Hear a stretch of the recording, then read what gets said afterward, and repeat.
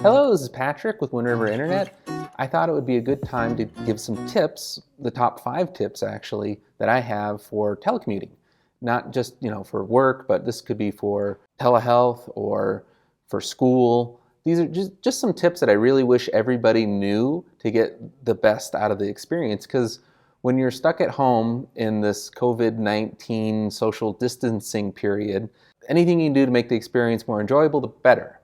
First tip is lighting. If you've got a bright light behind you, if you're sitting by a window, like what I have, is actually not a very good example, because what will happen is it'll make you turn into a silhouette and it'll be all washed out on the background and it just doesn't look very good. So if that's the case, flip around. Make sure that the window light is coming in to light you. So the way the cameras work is they are able to get a much better picture the more light is on them. All these tips are basically free. I'll go over the free version and then what you could do if you wanted to spend a little bit of money to make it better. Avoid backlights, use your natural light, and if you really want to get fancy, you can purchase or just use some lamps that you have in your house to do what they call a key light. That's like your main light that comes in. Usually you just offset it a little bit from the camera, and then a fill light, which is a light off to your side. You actually do backlighting, which is kind of what I have behind me here, if you want to do like a little outline around you, and that's kind of like the 3.20 second lighting explanation if you want to do somewhat professional lighting for your video conferencing. Number 2, audio. So audio, this makes all the difference in the world, and actually, in my opinion, is more important than the video, because if you've got clear audio, you can convey your message much better. And the number one thing is be close to your microphone. When someone's far away from the mic, there's a lot of echo, it's kind of hard to hear, and it's not great. You also want to speak into the mic. If you're talking towards the mic, works way better than if you're talking away from the mic, where it's not as easy to hear. Just moving closer to the mic will actually make it sound a lot better. Even though it's still on the computer or the camera, it's not as bad as when you're across the room. Keep in mind, talk towards the camera. If you're talking away from the camera, it's not as clear. Pretty straightforward, just like you're talking to a person, except for you're talking to a camera. So this is far, near, far, near. If you're close to the microphone, that eliminates a lot of the issues that people are having in being able to understand you. Also, background noise. I don't know if you can hear it behind me. Even though I'm mic'd, there is a drive-through behind me at Arby's. You can hear people ordering sometimes, or you can hear loud trucks running. So move away from windows, if possible, that are by busy streets. Don't be near refrigerators or furnaces. You can turn down the heater or air conditioner. TV, if there's somebody watching TV, that's the worst. So any kind of background noises, eliminate those. Headsets, they make a world of difference, because that puts the mic really close to you. Either that, or if you've got a handset or you're putting the phone up to your ear and your mouth, much, much better. It works and makes a huge difference. Bluetooth headsets, you can get them for under $20. They sound great, they're super convenient, they can just sit in your ear. They'll pair with your computer if you're doing your video conference or audio conferencing on your computer. Then they'll pair with your car if you're in your car. I highly recommend Bluetooth. They do introduce just a tiny bit of lag, which we'll cover later on, but it's not bad. The newest versions, it's almost nothing, and they sound much better than they used to in the past. Hello, hello, hello, hello, hello. Feedback. You want to limit feedback. So when you're on an audio call and all of a sudden you hear what you said again and again and again and it just echoes forever, a lot of the new technology for video conferencing and audio conferencing like Zoom, Skype, GoToMeeting, all these ones have software that helps eliminate this. And this goes back to the lag thing that I'm going to cover later on. But that delay and having your speaker up and being on a speakerphone creates this horrible feedback loop. Ways to limit that, like I was saying before, a headset's phenomenal, because then only you hear it and it doesn't go back into the microphone. Muting yourself when you're not talking also goes a long ways to eliminate this feedback. Just turning down your audio. So if you are using a speakerphone or the speakers on your computer, just turn them down. Make sure the mic source is further away from the speakers, the better. All those things can help immensely with the audio. Number 3, video. So video, It's very interesting because the cameras and cell phones have gotten so much better over the years, yet webcams built into computers have not. And the quality of the video that you get from a cell phone now is just amazing. They're shooting music videos and movies on these things. And I would recommend, if you wanted a good video call, to actually use a cell phone. If you're using a PC, you can buy external Logitech cameras. There's some really good ones for around $100, but you don't really need them. Better lighting actually makes a bigger difference in a better camera 90% of the time. Make sure you're in focus. A lot of times cameras will do autofocus, and they'll focus on things in the background or whatever. Usually they focus automatically on the center. So if you can put yourself in the center of the frame, it'll usually focus on you so you're not blurry. Again, good lighting. And most webcams are a fixed focal length, which means that they're usually better if you're further back. Don't be too close to the camera. There's some framing techniques in video production that work pretty good. You want a medium shot, you don't want a close-up shot, so you want to get like a little bit of room above your head and kind of like over your shoulders, just underneath there is good.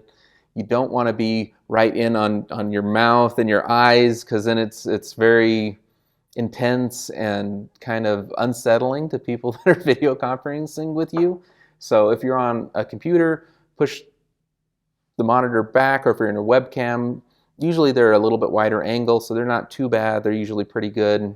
Resolution. So like I was saying, the resolution on cell phones, they're 4K, which is like top of the line, Ultra HD. They're in the latest flagship phones this year are just out of this world, super sharp and clear. A lot of the older webcams on computers are standard resolution, like DVD quality, which isn't bad. The higher the resolution, the more bandwidth they consume, and I'm going to get into that in the next section. So I wouldn't worry about resolution too much for video conferencing unless you're trying to show something that's super detailed to somebody. Then you'll want to get basically the higher the number, the better. But don't worry about it too much. Most video conferencing can't do more than full HD, and most of the services do 720p, which is the low end of high definition. As long as you get 720p or better, I think you're good. Don't stress too much about having a 4K webcam, because most software doesn't support it yet, and it uses an extreme amount of bandwidth, which causes latency and other problems for people viewing on the other end if they don't have a great connection. Number 4, internet, broadband. So broadband internet is anything 24 megabytes of speed on the download or greater. And a lot of people don't mention the upload speed, but that's what you're sending when your video is sending up. And really you need at least 1 megabyte to go up and down per second to have a video conference. And of course, the more the better. 4K streams can eat up as much as 20 megabytes. So that's why I'd mentioned before, you don't necessarily need a 4K camera.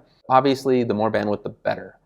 So if you have an internet package that's only 3 megs and you're trying to do video conferencing, you probably want to go with, a higher tier package. Latency. The bandwidth is how much information gets to you back and forth, and latency is how long it takes to get there. So latency is something that's not really discussed, but really should be, and that's the delay. So when you're talking to somebody on the phone, you say hello, and they say hello, and you say hello, and they say hello. That's usually because there's a delay. You're too far away from the towers, or the internet speed has got issues with their latency. And different technologies provide better connectivity for latency. Fiber optic, obviously the best. That can be as little as less than 1 millisecond. It takes 1,000 milliseconds to make 1 second. Some of the technologies, such as satellite connections, it can take over 1 second to get to the satellite and back. And that delay is just unacceptable if you're trying to do real-time communications. People start talking over each other, and it's just a mess. Older cell phone technology just barely gets by because there's still a little bit of delay. And you can see this on like newscasts and stuff where the communication just doesn't work very well. So that's something you want to look for in your internet connection, is the lower latency, the better. Here at Wind River Internet, we try and keep that as little as possible. We're putting fiber optics to the tower, so even if you're on a wireless connection, we try and keep that latency really low so that our voice services that we provide work really well as when people are doing telecommuting. So latency, that's actually probably the most important thing when you're doing telecommuting. It's maybe even more important than the broadband service, because that can be dynamically adjusted by the providers like Zoom and stuff. They'll just lower the resolution, or you can pause the video and just go over the audio. So quality of service is a pretty cool feature that is in like the routers that we sell here or lease at Wind River Internet, and it gives priority to real-time communications such as video conferencing and phone calls. So if somebody's downloading a game and you're trying to do a video conference, it'll give priority to the video conference. So you want to look for that in any kind of router that you have. It may already have it, you just need to turn it on. Limit data usage. So if you're doing a class online, you're trying to do video conferencing, you might want to pause, the video that you have playing in the background off of Netflix that you're not watching. Or, if your kids are watching it, you may have to ask them to turn it off if you're experiencing buffering or lag on the video stream. So that's just something you got to pay attention to. If you want to have a good quality conference, you might have to limit the bandwidth usage of the other devices. We have a really cool product at Wind River Internet called Minim, and it runs on all the routers that we've been selling for the past couple years, as well as our new ones. And it'll let you create profiles for individual users. You can assign devices to them, and you can limit how much bandwidth they have. That way you always have enough bandwidth for what you have, or you can set the quality of service so that you always have that for work or school, but not so much for the games or entertainment. Number 5, smile.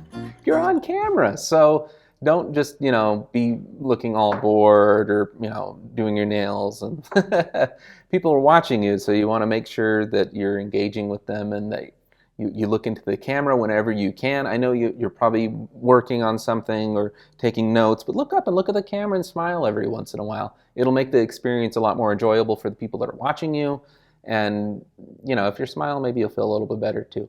It gets kind of boring stuck in home all day with this social isolation or social distancing. It's basically the same thing as isolation.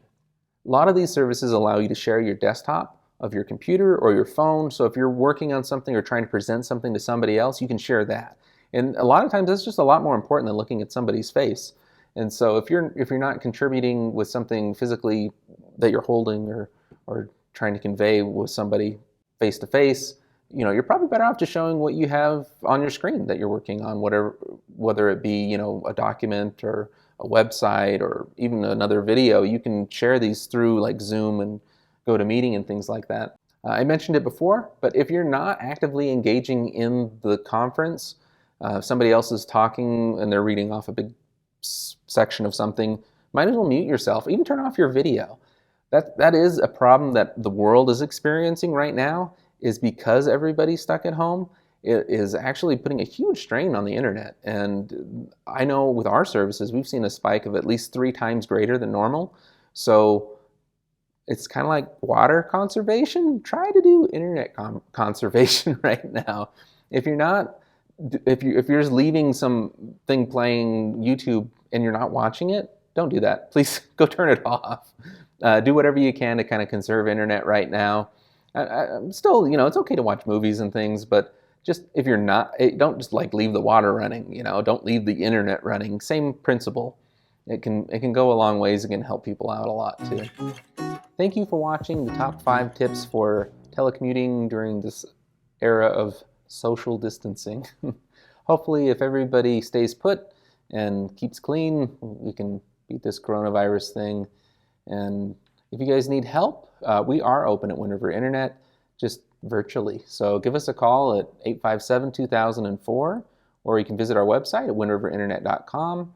We can help you with getting your internet set up. We also do telephones and business phones that you can actually use from your house. They're set up for your office. We can also have them forward around and ring to cell phones, or you can physically take them home and you'll be able to keep your same phone number and extension. We also offer tech support. Thank you again. Please subscribe to these videos here on YouTube. We'll be posting more tips, also the details on how we're going to be dealing with the coronavirus here at Wind River Internet.